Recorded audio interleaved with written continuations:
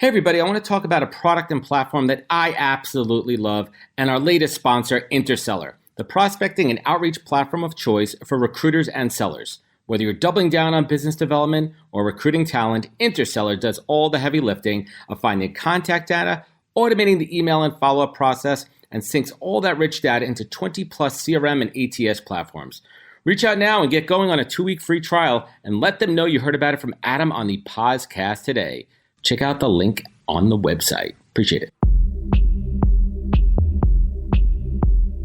Welcome to the podcast, where we introduce you to incredible humans who share their journeys with the mission to inspire you to harness your own inner tenacity to drive your life and career forward. And now, your host, Adam Posner.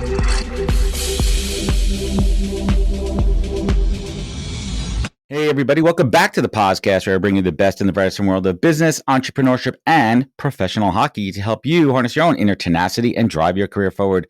I'm thrilled about this one, folks. My guest today on the podcast is former NHL Hall of Fame defenseman Chris Pronger. Chris was drafted second overall by the Hartford Whalers in '93 and also played for the Blues, the Oilers, the Ducks, and my hated Philadelphia Flyers. I'm an Islander and Sabres fan, so I hate the Flyers. My Flyers colors on for you. Now we'll let that one go. And he's appeared in the Stanley Cup Finals with 3 different teams and won the Cup with the Ducks in 2007. He also won the Hart Memorial Trophy as the NHL's most valuable player for the 99-2000 season. A mainstay on Team Canada, Chris won Olympic gold medals at the 2002 and 10 Winter Olympic Games and is a member of the Triple Gold Club. Pretty cool. And I'd literally be here for the next 20 minutes if I list all of his accolades. But Chris is a force and a force of nature. So I'm excited to dig in. Chris Pronger, welcome to the podcast, man. Thank you. Thanks for having me. I am thrilled to have you here. And some of the folks here may know you. Right after we talked, I texted a couple of my friends who are hockey buddies. We grew up as Islander fans and Sabres fans. And like, dude, you having Pronger on? All right, let's. And we started sending videos. We started sending videos back and forth to each other. And there was one, and I'll get to it in a little bit. It was an interview you did where you completely I don't know. We'll get to it. This guy was talking shit to you. I forgot his name. I'll bring it up in a minute. And the way you handled it, man, it was like stand-up comedy, and it was pure brilliance. And we'll get to that in a little bit. But I want to talk about your upbringing, man. You grew up in a pretty remote part of Canada where hockey really wasn't on TV all the time, but that's what the kids did, right? Out on the pond all day. Tell us a little bit about that upbringing, and was that kind of like that outsider mentality that you carried through with you? Yeah, from a super small town in northwestern Ontario, about a 20-hour drive from Toronto. So I'm not from the hockey mecca. Every Saturday night we'd watch Hockey Night in Canada, and that was kind of our thing. Outside of that, we just played the game. We'd play road hockey. My brother and I would shoot pucks at outside near the garage. We'd play in the basement. We'd play at the outdoor rink. Obviously, structured practice and games at the Dryden Arena. But otherwise, it was just kind of something we did with our friends every day, whether it was spring, summer, fall, winter. We were always active and outdoors. So this is interesting. I had Dave Scatcherd on the show a number of months ago, and I assume you're familiar with his story, kind of similar, getting injured on the ice and ending his career, and we'll get to that in a little bit. But the part that was really interesting to me was like hockey was kind of like the only choice growing up in that area. And he kind of felt that he was forced to be physical and forced to be tough because that was part of the game. Did you feel the same way, or is that something kind of in you already? Like he had to find it and almost felt like an actor out there. Yeah, no, that's me. On the ice. I think just competitive and always played with an edge from a young age, and that's kind of how I just learned to play the game and play physical, play hard, play at a high level and just compete and want to play against the best and test yourself against the best. Absolutely. And going up the ladder there, like, what was that feeling, man, when you get drafted? There's a quote I think you said somewhere, you're like, no one remembers a second draft pick, right? Like, no, that was Alexander Daigle that made that quote. And he made that quote. A valuable lesson. Don't speak too early. Yeah, exactly. And tell us a little bit about that feeling getting drafted. That's every kid's dream in Canada, right? Like, getting drafted to the NHL. What was that feeling like for you and your family? It was special. We had a lot of friends and family there. I think knowing going into the draft, you're going to go, top 5, probably top 3, was a good feeling, knowing you're not going to have to sit around and wait too long. But at the same time, it's still stressful. It's still exciting. And you're just waiting for that rush of emotions when your name gets called. And certainly one step of your dream come true to get drafted and then to, figure out where you're going to have to go earn a job and play the game that you love. So were you excited about going to Connecticut to go and play for the Whalers at the time, or was there like this dream team that you wanted to be drafted by, or you didn't really give a shit? I really didn't care at that point. I was excited to be drafted. Hartford had moved up from the 6th spot to pick me at 2, and they were excited to have me, and I was excited to have the opportunity.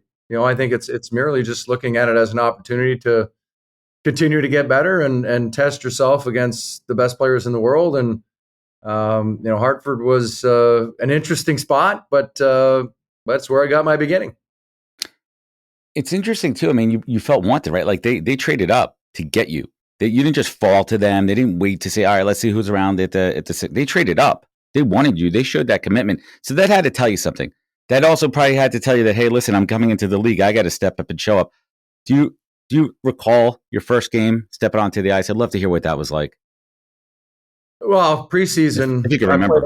I played all 7 preseason games, and then we had a little bit of a protracted negotiation over my contract, right, which went down to the wire. There's a signing date before. At that time, there was a signing date before. If you weren't signed by, I think it was October 1st or whatever the date was. If you weren't signed by that date at midnight, you couldn't play that year. So my contract negotiations went right down to like 11:40 that evening, and ultimately we got the contract done. But it was there was some stress levels, and it was I was already kind of in my head planning out what I was going to be doing. At that time I was going to play on the Olympic team.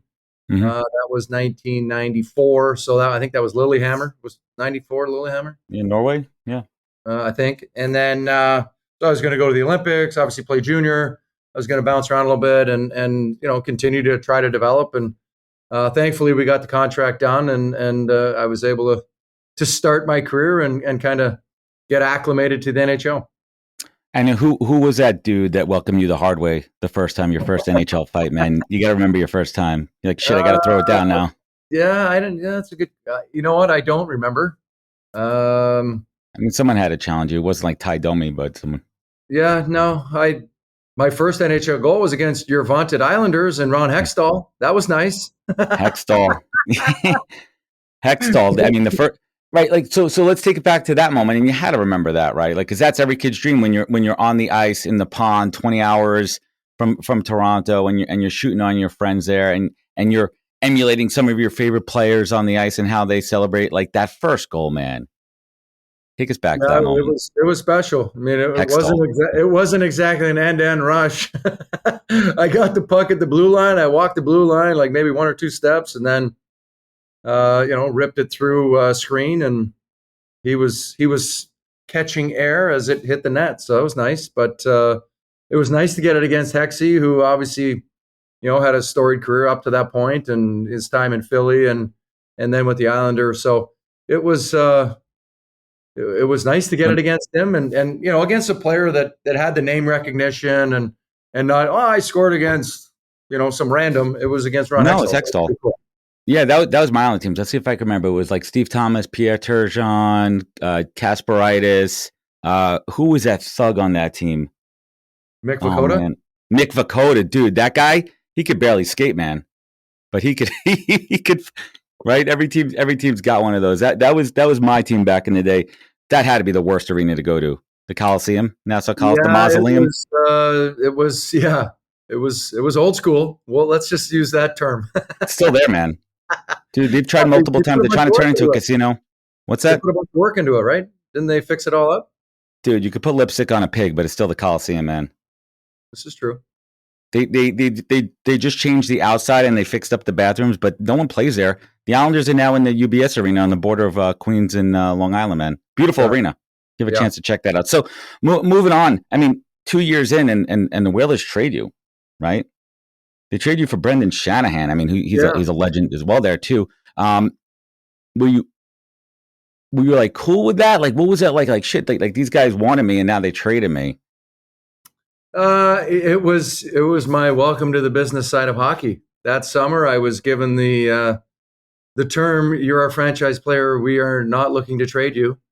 And of course, I then go home and train a little bit and have some fun and fish and golf and do whatever.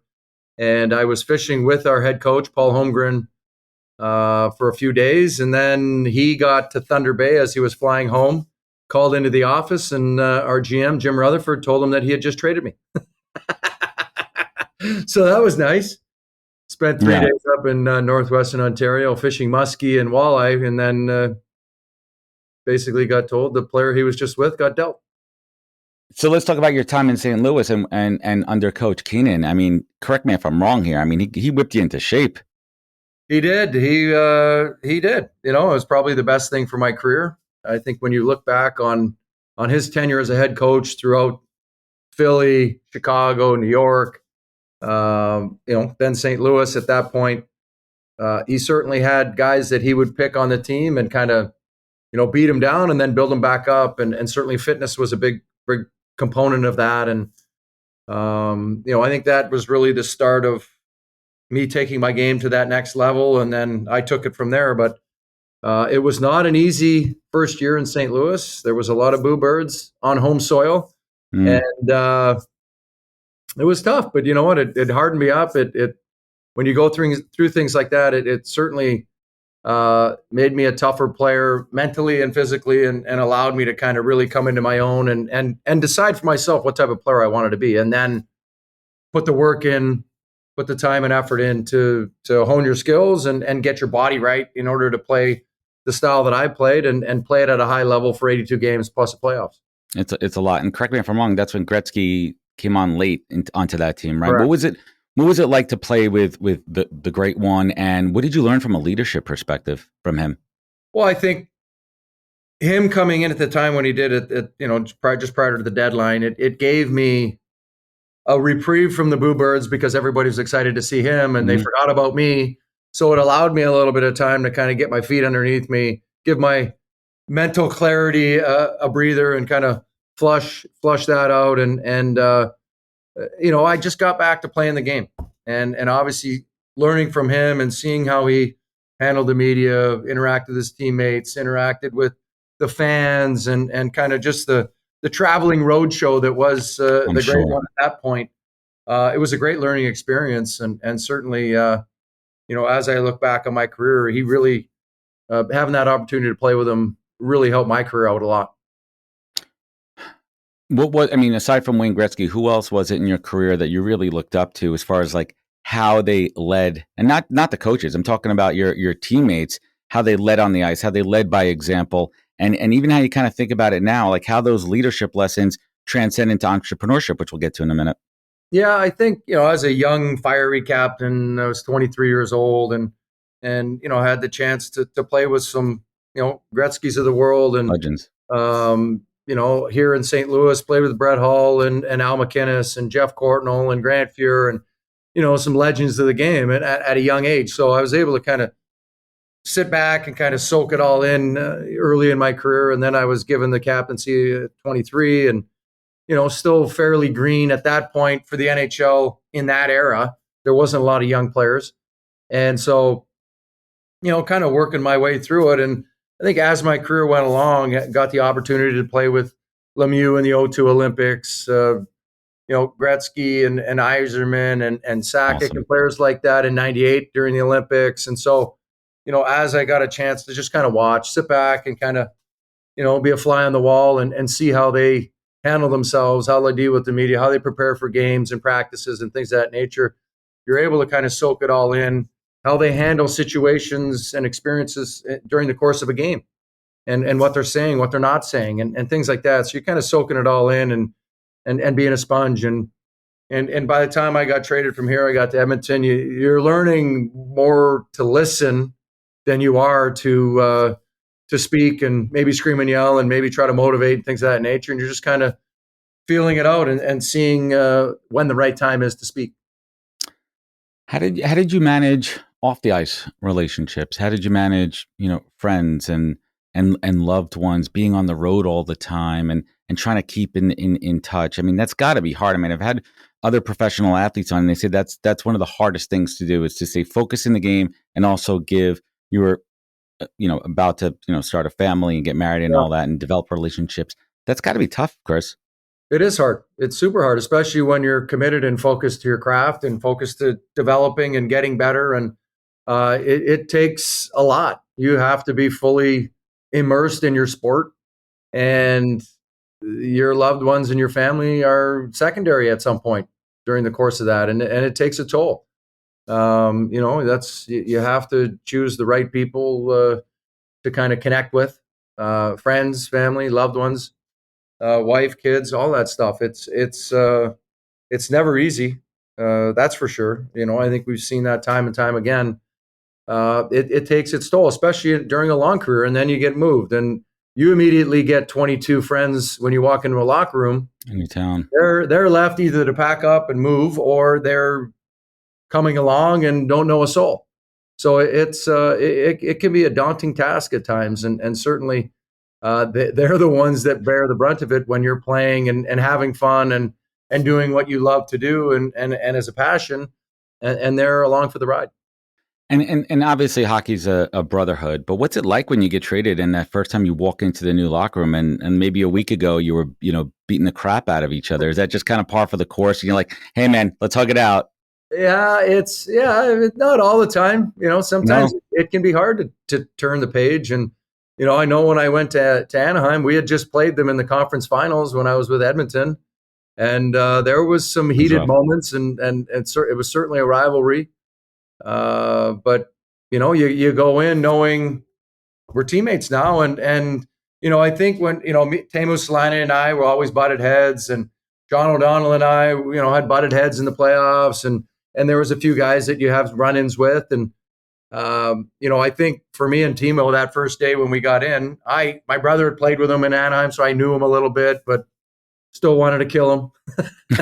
and it's funny, I just talked to him about it, but you come in, you hug it out, you kind of let the group know, we can turn the page, you guys can cut the cord, and everybody can be fine. So it was a couple tense moments, but after the first couple days of practice, and everybody kind of files in line and understands kind of how we're going to work, it becomes a non-issue.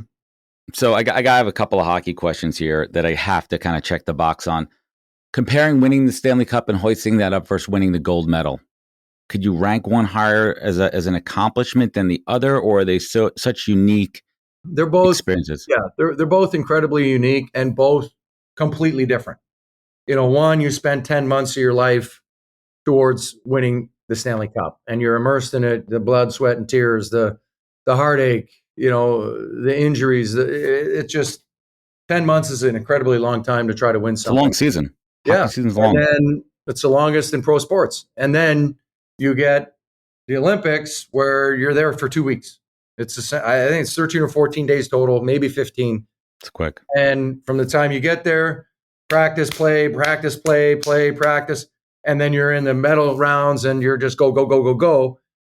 You don't really get, it's unique and it's amazing. And when you win, it's incredible. When you lose, it sucks. But it's so fast and everything goes so quickly that a lot of times you don't really have a chance to really soak it all in and enjoy the experience and enjoy it all, because you're just go, go, go, go, go, and going to the next game, going to the next practice, just kind of trying to recover. You're in the middle of your season, so you're already exhausted, and then you're kind of bouncing around and traveling around. And, especially when you got to fly to Europe and fly to some of these places, you're jet lagged and all that kind of stuff. So it takes its toll on you, but when you win, that euphoric moment is incredible. It's all worth it. Yeah. And that feeling when you hoisted the Stanley Cup, man, again, like every kid's dream, right? Take us to that moment. Yeah. You finally win, luckily for us, we had scored a 6th goal. So we were winning 6-2 with, 6 minutes left. So yeah, it was pretty much done. Win, and it was just like killing time and out there finishing the game, and you could see the buzz in the Honda Center was kind of elevating with each minute that's coming off the clock, and as you get closer and closer, and it's coming, and the clock strikes zero, and everybody piles off the bench and into the scrum, and it's an incredible feeling. And then to get the cup and be able to raise it over your head is something that every kid dreams of, and especially when they play hockey. I didn't grow up thinking I had the opportunity to play in the Olympics and win a gold medal. I grew up thinking I was going to win a Stanley Cup, and everything revolved around winning a Stanley Cup. So it was, a dream come true. What'd you do with your night with the cup? I got the cup a couple times. I took it back home to Dryden and showed it off and took photos with everybody and did that. And then I had it again in California. I had a big cup party and had the band Sugar Ray come play, and nice. Local Newport Beach guys, they came and gave up a part of their night to come shred with us, and it was an incredible experience, and probably one of the top 5 all-time cup parties from what I understand. Oh shit. So it was pretty epic. Did those 2 dudes come with you everywhere, or do you have the cup by yourself? Do you mean the cup guys? The cup dudes, yeah. Yeah. One is with it at all times. Like he's next to you in the bedroom next to you, just standing there. Well, he's around. It's around. A fun one. So fun fact, I interned I went to University of Buffalo, and I interned for the Sabres when I was up there. And I had the opportunity to kind of meet the guys. That was like the Dominic Hasek era at the time, who literally welcomed me into the locker room, and I sat on the couch next to him watching NASCAR for an hour. Fun fact, Dominic Hasek loves NASCAR. And he was just so welcoming and warm and everything. But that was a year that they lost to Dallas? to Dallas when Hull kicked the puck in. And I was the guy. He didn't kick it in. He didn't kick it in. He had his toe in the crease. But it deflected off his. Yeah. No, he picked it up to his stick and put it in. But his foot was over the crease line. Yeah, and Buffalo was not happy about that. No. And they didn't even have time to review it, and that place erupted. But I was opening the door for the cup to come in. That was my job, and I was getting pelted with everything you could imagine because they were throwing shit at the cup. So that was one of my highlights, one of my hockey highlights, my claim to fame there. Hi, everyone. I want to tell you about MetaView, a platform that uses AI to automatically write your interview notes for you. I've been using MetaView on my own interviews, and it's been a game changer for my efficiency and ability to have high-quality conversations with candidates. I could focus on conversations rather than on taking notes. MetaView's interview summaries are purpose-built for recruiting, so they're 10x more accurate and relevant than generic transcription tools. And they work seamlessly with your existing recruiter stack, video conferencing tools, and even mobile calls, so there's no need to change your existing workflows. Join recruiters at companies like Replit, Scale, and Brex and see the magic for yourself. Head on over to metaview.ai/Pozcast, Pozcast, to get started with your first 5 interviews for free. Check it out.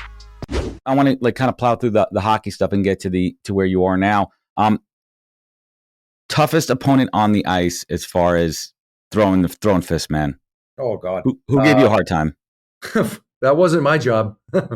I played with Tony Twist, and arguably could have been the hardest. Him and Joey Kosher were the 2 hardest punchers in the league, bar none.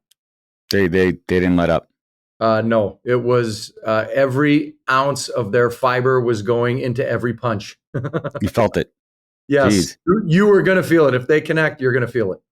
Jeez. So speaking of connecting, you took a lot of hits, you gave out a lot of hits, and I want to talk about the time that you got hit in the chest and went down, and I watched the clip a few minutes before, and it's scary. What's it like now when you see that clip again? What kind of memories does that bring up? Yeah, I remember the incident. I remember when it hit me, it stung a little bit. I lost my breath. I covered the puck up, got the whistle, came down. And then in my head, I'm like, all right, just get up, get to the bench. Don't let these fans in Detroit see you on the ice. That type of mentality. And in my head, I'm telling myself to get up, but I black out. But on the video, you can see I stand up, I kind of start going, and then crumple, down I go. Next thing you know, I wake up and I'm kind of looking up at the banners above me, and I'm looking over at the bench, and guys are crying, and I didn't really know what was going on. and then got in the ambulance and told them, my parents are at the game. I'm like, you got to tell them I'm okay. Yeah. And then spent the night in the hospital and then flew back to St. Louis and started doing all the heart stuff and checking out to see what actually happened. Was I going to be okay? What was the whole extent of it? But this is the same for anyone listening out there. It's the same injury that we saw the Bills' Damar Hamlin go through, and he was out the rest of the season. Do you think back then you came back too quickly? I mean, I don't know. I was out for about 20 seconds. I was given a clean bill of health, so I don't think so. As I talked to the heart doctor, we went. I wore a heart monitor for 24 hours. I did all the test. You did it all. A battery of tests. I did a whole pile of stress tests. I talked to her about short-term effects, long-term effects. Could this happen again? All that kind of stuff. And she was basically like, there's so many things that have to happen in sequence, and you be hit at the exact moment after all these things have happened before your heart's beat. It's nanoseconds. And she's like, it's like winning the lottery. And Jeez, it happens to little league players. It happens to younger kids a lot, just because they're not fully formed and developed and things of that nature. And the next person that it happened to in pro sports was Damar Hamlin 25 years later. I mean, that's a long period of time. It happens very infrequently, and it's merely just a timing thing. Yeah, there was a kid in my town in Long Island, a younger kid. His name was Robbie, and it was a number of years ago playing Little League, and he got hit and he lost his life. And they have every year they have a thing called Robbie's Run, and they raise money for research and everything. So it is pretty serious. As I researched it happens a lot to Little League baseball players. They get either the pitcher gets a line drive back and hits him in the chest, a third baseman coming in gets hit with a line drive. It happens more frequently to younger kids. Yeah, it's scary. Now there's protection out there. So just getting back to hockey for a moment, how do you think the league has changed for better and worse from since you retired? Well, there's been a lot of changes in the, I guess more. Some rules have been changed. Some rules have been enforced more. I think the mentality of the player coming up through minor hockey, that's where everything starts, is through minor hockey. It's hard to change something once you get to the NHL. That's you're pretty set. You're, as you come through minor hockey and how you play the game and kind of what your mentality is and how you like to play the game. Everybody plays it differently. Some play more physically than others. I would say at this stage, as you go through minor hockey, fewer and fewer kids are playing a physical, hard-nosed brand of hockey. That's just the way the game's played now. So therefore, when they come into the league, they're not playing that way. But isn't that a crucial part of the game? Like the self-enforcement, game. Right? It's a physical game. Yeah. I mean, yes, you want to be safe. We have modern advances in safety, and we don't want anyone to get hurt. But part of the game is hockey, is that enforcement. Otherwise, players are going to take advantage of situations that they shouldn't. So it has to self-regulate. That yes. You see all the time, player, good, clean, open ice hit, the guy's got to fight. You see, if somebody runs somebody from behind, go fight them. If somebody does something dirty, go fight them. If somebody spears a goalie, go fight them. But on a clean, open ice hit or a clean hit along the boards, hitting is allowed. It's very good. People can be hit. Like when I first came in the league, it was like, kid, get your head up. And they might have went over and had a conversation and say, hey, don't touch them. And then if they had a problem, they'd be like, okay, well, let's go then. But it wasn't a reaction to the actual hit. It was a conversation which led to tempers flaring, which led to, okay, let's go. I don't think the fans hear all those conversations. I mean, I was privy to it because I got to spend a lot of time closely. There's a lot of talking in hockey. There's a lot of conversations before the gloves come down. Did you have a conversation with Bieber before you smashed him into the boards at the All-Star game? I have that picture. I shared it this morning. I showed it to everybody. Your smile on your face when you pushed him into the boards, man. You knew you were going to do that, right? Funny enough, I didn't even know the camera was there. Like Oh, it's such a good picture, man. I had been playing. I had been kind of sticking with him in front of the net, and then the puck went into the corner, and he blindly started running in there. I'm like, oh boy, Look at that smile. Look at that smile. This kid's not ready for this. And I put my stick on his lower back and kind of just gave him the old "how's she going" up and down his back, and he was little massage. Yeah, that's a classic, man. And there has to come a time, and will you for the fans out there, you took a stick to the eye, which pretty much ended the career. That's not how you wanted your story to end, right? No, I would also say that very, very, very, very few people get to leave the sport, whatever sport it is, on their own terms. No, how many people are John Elway that went back-to-back Super Bowls and then retire? Yeah, on their Brady's own. pretty much the only one. Like, and even Brady, like people might say, "Oh, he stayed 1 year too long." Well, we all say that. So, I mean, every player is going to be very, Gretzky left on his own accord, but I mean, who knows? Well, this is the interesting transition point because I had this conversation about Brady and why he didn't want to retire. In 1 minute, you're going from being the absolute best or one of the best in class athletes at your sport, and then the next day you're not. The next day you're not. I mean, I can't even imagine that. What was it like that first days, weeks, months after retirement when you were like, all right, that chapter of my life is over, and what's next? I mean, you have kids, you have a family. It's daunting. I think for me, I got hurt in the middle of a contract, so I had time to try to figure it out. I had time to get healthy, work on my eye, my vestibular system, my concussion issues, my body. At that point, I think I'd had 13 surgeries. So, it was just I had a little bit of a runway to kind of get healthy. A lot of guys don't. They don't have that runway. So they're immediately looking for 2.0, 3.0, whatever it is. What can they do? Am I going to stay active? And they're just bouncing from one thing to the next because there's no real plan in place. And there's no idea of what you like to do. What's a passion?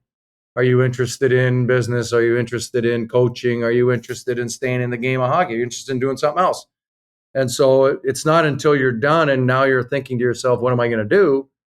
And I think players need to understand that it's a finite period of time when you can actually play pro sports. Some longer than others. Some careers get shortened because of injury or skill. And so how long that is, who knows? You never know. So it is integral and important for players to think about life after immediately. As much as 18, 19, 20, 21-year-old doesn't want to think about life after, they have to start thinking about being smart with their money, thinking about what interests them outside the game, reading books, reading the paper, understanding what's going on in the world to a certain degree. But also you still have to perfect your craft and continue to develop and work at your, whatever your sport is, work at your game and get better. And so that it's 90% craft and how to develop, and 10% maybe not life after, but what interests you outside of the sport, so that you have a little reprieve from the game and you're not driving yourself bananas, which I did early in my career. I just to think about every single loss or every mistake, and it drives you around, and sometimes it stunts your growth and development, and you need a little bit of outside interaction, so to speak, where you're outside your little bubble that you're immersed in when you're playing your sport, and you're able to kind of get away from it all. Well, let's talk about that for a moment. Let's talk about the mental health element to it. And correct me if I'm wrong here. A lot of these guys in any sport, especially hockey, that's all they grew up with. That's all they know. A lot of them didn't get formal education. They went from being 16 into the minors, and hockey was their whole life, and that's all they think about. Are you working now with some of the current players and recent retirees on how to stay in the right mental frame, how to think about life after hockey? Let's talk about that for a moment. Yeah. That's something we talk about with the NHL alumni, is how to engage current players and then, alumni in how to think about 2.0, 3.0, how to transition into, let's call it, a regular citizen, because you're not a pro athlete and you're not playing a sport and you're you're back in the real world where you don't have a schedule. You're used to being told where to go, what to do since the age of 4 or 5. And somebody's taking you there, and then you show up, and then you do what you do, and then and you're immersed in it 24/7. And now all of a sudden you need to figure out what you're going to do with your time and what's your schedule look like. And nobody's giving you a set schedule. You got to set it on your own. You got to do your own thing. You got to, so it's more about use of your time and having structure and having an understanding of what allows you the best path to success. And for most athletes, it's having structure. It's having an understanding of what your day is going to consist of, and making sure you set up a calendar to make you have a similar feel and look to your day that you did when you were playing. Right, because when you're a professional athlete, there's a schedule. You got to be on the team bus. You got to be at practice. You got to be out of the hotel. You know when your free time is, which is not a lot during the regular season. And some players are able to adjust to it, and some are not. So I want to talk about your time after hockey in management, in the front office with the Florida Panthers. What was that like to be sitting up in the press box now watching the game instead of being on the ice? Well, you learn real fast. While you may help put the players on there, that's where it ends. You can't make them play better. You can't develop them. You've got development staff for that. You've got coaches for the other part. You've got all that type of stuff. And it's really, you have to kind of extract yourself out of the playing aspect and more about in the developing and kind of growing and building, through that system. And so you have to really you're immersed in it day to day, but you kind of have to extract yourself out of the wins and losses, or it's going to eat you up. And you have to think about, the steps that it takes to become a good team, a great team, a winning team, a cup winning team. And so it's the development and watching the maturation process of the players and kind of seeing what their ceiling is. And then as you see that over and over, you get a better understanding of which players are in that open window and how can you go acquire them. What do you think you learned about yourself during that time in management before leaving? Yeah, patience. I think as a player, you have a much bigger outcome on the game. Obviously, you're immersed in it. That's what you're doing. You're there to win. And as when you're in management, it's selecting the players, and then it's the contracts, and then it's the whole the overview, or the 360-degree view of the team and kind of prospects and draft picks and all that stuff, and how they all come together, the pieces that fit, the pieces that don't fit. And that's the exciting part about it. That's the fun part is you enjoyed that. Pieces then come to fruition and come together and seeing success and then growing together and taking that next step and next step and next step. And, that's the fun part. I wanted to ask this earlier because I have vivid memories of playing NHL 99 in college, sitting in our house off campus in Buffalo and playing with you. Is it surreal to play video games with you in it? And like the same thing now with your kids going back to those games? I don't play video games. I'm terrible. I mean, you had to at least try it once and try yourself on the ice. Yeah, I may have played back then. I don't play now. There's too many buttons. I used to have like an Atari Sega 2-button guy. Yeah, now I try to play the Nintendo Switch with my kids, and I'm trying. There's like 30 buttons on it. No, you got 2 thumbs or 2 fingers and thumbs, and I'm like, oh god, 2 joysticks. Yeah. It's way too complicated. Yeah. So let's bring the story up to the present, and I want to talk about Well Inspired Travels, which is inspired by your wife's father and his affinity for traveling during his time battling cancer. And you used traveling during your career, especially post hockey, as a therapeutic and a grounding force. Please share the story, the background for everyone out there. Yeah, I think, for us, post career, trying to get healthy, we traveled a fair amount just to get away and kind of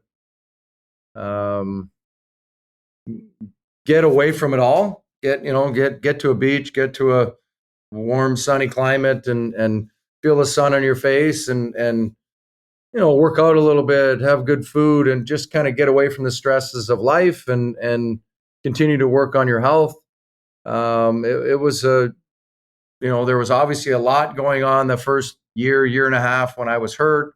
Is he coming back? What's his health like? He looks good. That type of stuff. Looks can, be deceiving. You don't really know what's going on in somebody's head and how they feel or their eyes, etc.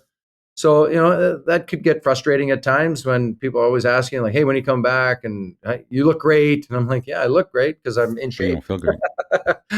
I don't know about this part, but, I think that's the issue that players struggle with, is that it's not cut and dry. One player can come back in 2 weeks, 4 weeks, 6 weeks. Another guy, it takes a year and a half. Some guys never. And that's it's not a broken arm. He's out 4 weeks or he's out 6 weeks. Broken leg, he's out 2 months, whatever. There's no definite time frame. It's very inordinary, and it can be. Fans don't understand sometimes that they want you to play. They want to watch you, and I get But that. you're a human. You're a human. You're not a robot. Exactly. So they don't. There's a human element to it.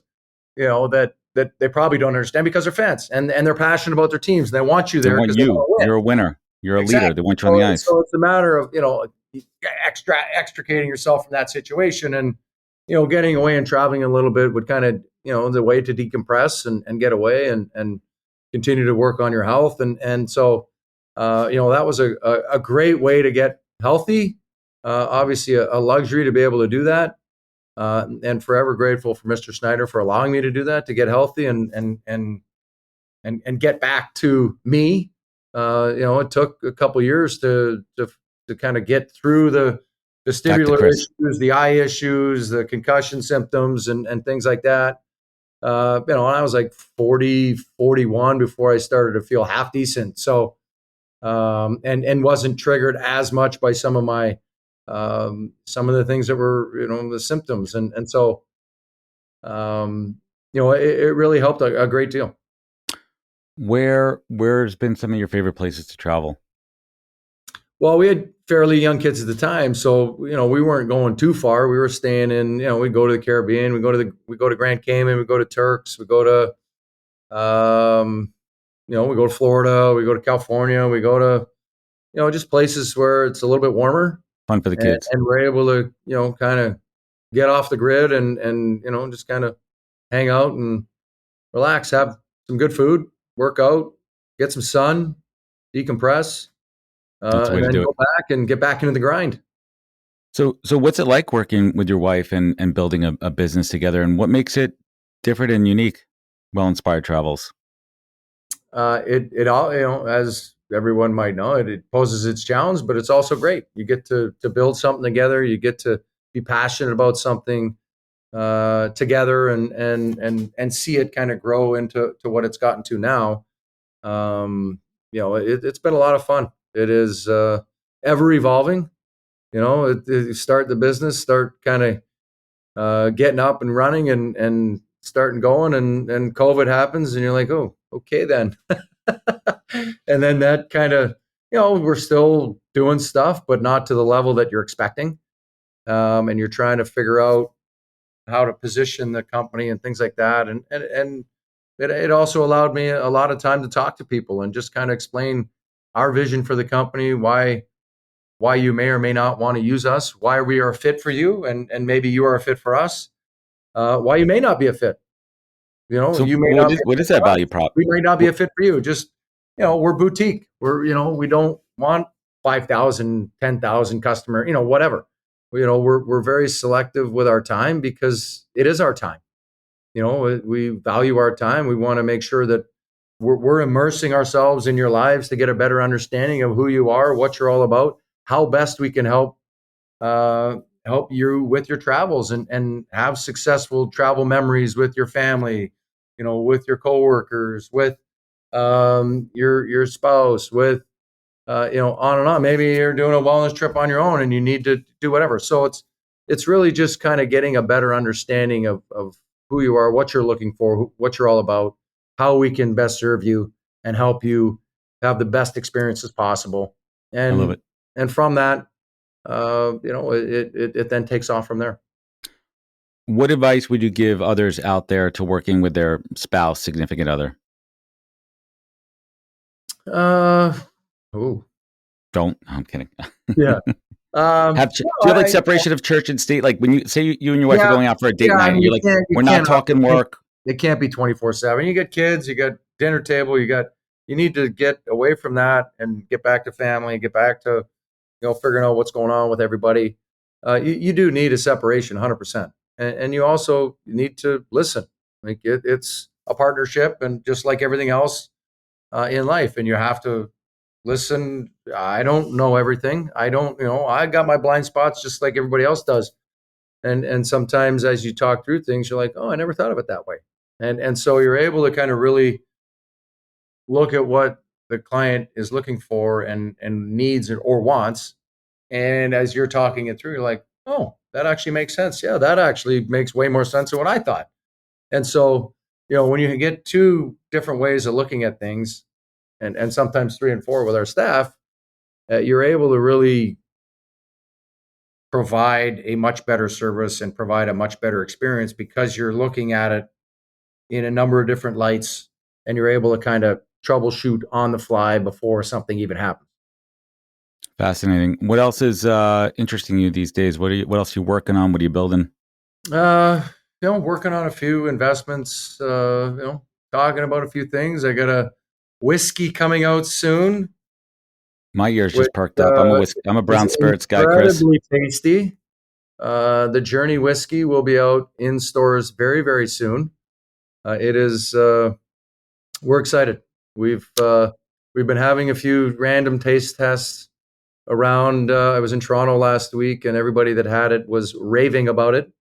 So hopefully that takes off. We're excited about it. It's going to be a fun project to do with my brother. My brother and I are doing that, and then just other interesting things that kind of get brought to me where you kind of look through it and get some other things coming down the pipe as well.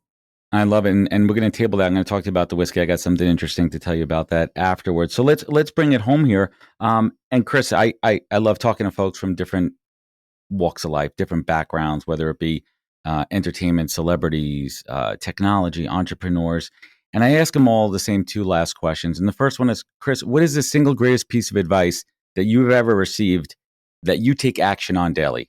Whether it be something when you wake up in the morning, you say to yourself, something to keep you focused. The greatest piece of advice I received, and it's from two of my mentors when I got hurt in Philly.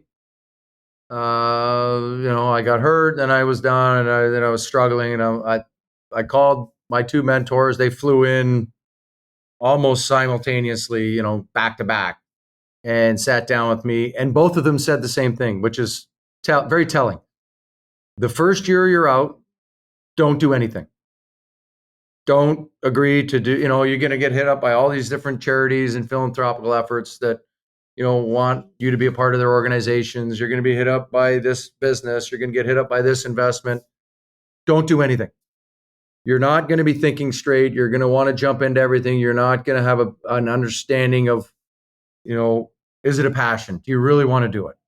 And so for the first year, I said, no, I'm not doing it. I'm not doing it. I just was like, and from that, you're taking a list of everybody that's kind of come at you with something, and you're just kind of writing them all down and doing your research and kind of thinking it through. And does it make sense? Do you have the time? Do you want to invest your time? And so from that, it actually allowed me to really kind of get out of my own head, create some processes, and have the ability to kind of look at things and go, okay, actually that makes sense. And that's a great fit because here's what I'm passionate about. Here's what I want to do. As you sit back, start getting healthy, start going through things. And it was incredibly thoughtful and smart, with both of them having gone through it a couple times. I think they had learned their lesson and imparted some tremendous wisdom on me. And every player that I talk to and every person I talk to, when, maybe they sell their company or they're leaving the game of whatever, I'm like, don't do anything. Here's great advice that I was given that served me well. Don't do anything for a year. You're going to jump into something. It may not be a fit. You're going to have, if it's a business, you might lose money. You might struggle, with your partnership, whatever is going on. just think it through, have your wits about you. Don't rush into things right off the bat. And it's been impressive and very good to me. And I think the beautiful part about it is that you pay that advice forward. You share that wisdom upon others. So, Chris, last but not least, you look back on your life and your career and you think about those tough times, those hard times when you were struggling, when you were down on the ice, looking up, when you got that stick to the eye and you didn't know whether you were going to play again. You didn't know what was next for you. And you had to pull yourself up and you had to pull yourself forward. And in the same breath, Chris, when you look back now with gratitude at this life that you built, your family, your wife, the legacy that you're going to leave as one of the greatest freaking NHL players of all time and great father, great husband. What keeps you in focus? What is your compass? Chris Pronger, what is your North Star in life? Well, I think first and foremost, my family and our kids and my wife and kind of what we've built together. She was a part of the second half of my career. And and watching our kids and being there to be a good father, a good husband. I worked incredibly hard to be the player that I was, and been able to use that to springboard me to have the luxury to pick and choose what I want to spend my time on, and so that has given me a lot of leeway in being around for my kids, being there for their sports, their school plays and school things. And so being able to pick them up a carpool, drop them off and all that kind of stuff that most people don't have the opportunity to because they got to go to work, because they got to travel, because they got to do whatever. And having been there to be able to, be a full-time dad for most of it. A couple, the two older ones, obviously I was still playing for a little bit in Anaheim and Philly, but, my daughter was very young when I got injured. So, she didn't have to worry about that. I was always around when she was, starting school. So having that luxury is pretty, is incredible. Great perspective. It's gotta be fun when, Chris Pronger is your carpool dad. Coming to pick the daughter up from dance practice. Chris, I want to thank you for choosing to spend time with me and my audience. It's been an honor. It's been a pleasure. I love sharing your story. I wish you the best of luck with all your future endeavors. Keep inspiring everybody out there. I want everyone to check out wellinspiredtravels.com and the post.co. Also, I didn't get to touch on that. Where else could folks find you? Where could they connect with you? Where could they learn more? Let's see. I'm on Instagram that's a good Chris question. Pronger? I think it's Chris Pronger. I don't know. Yeah. I just tagged you. Yeah. I am Chris Pronger. At the Chris Pronger. On Instagram at the Chris Pronger. On Twitter at Chris Pronger. On Instagram at Well Inspired Travels. And on Instagram at The Journey, JRNY, whiskey without an E. And also on Twitter with The Journey, and we'll be rolling out. We're a coming soon brand, but we'll be rolling out all our initiatives here shortly. Cool. Everyone stay in touch with that. Chris Pronger, hang with me for one moment here. Everyone, I hope you enjoyed this show. Sharing means caring. If you liked it, leave a review, a rating. It goes a long way. Remember, you can find us more at thepodcast.com, all the social media channels. Remember, take care of each other, look out for one another, and catch us next week for another great episode of the podcast. Take care, everybody. Wisdom is forever, but for us, it's time to go. Thank you for joining us. Luckily, we'll be back with our next episode soon, jam-packed with more incredible humans. Thank you for listening, subscribing, and sharing. To join the conversation, search the podcast on LinkedIn. And to catch up on past episodes and more info, please visit www.thepodcast.com.